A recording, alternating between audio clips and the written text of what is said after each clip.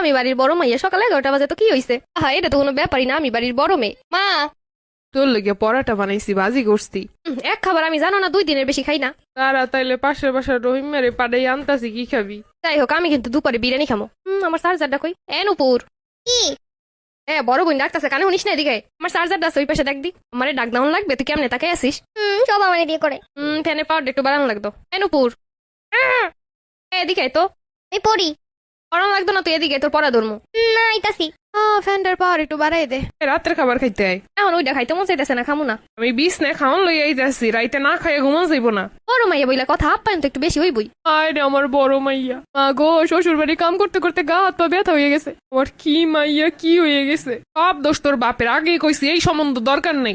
ভালো ভালো পোলায় ভালো, পোলায় ভালো, পোলার ফ্যামিলি গিল্লা খাইতেছে মাইয়াটারে। ওমা গো, লাগে আমার এই অবস্থা। আমি কোনোদিন নিজের কাম কাজে করতে পারতাম না, তোমরা যে আমার কির মধ্যে দিয়ে দিছো। কপাল মা কপাল, তুই কি সুইক্ষা ছিলি? তোরে কত যত্নে কত আদরে বড় করছি।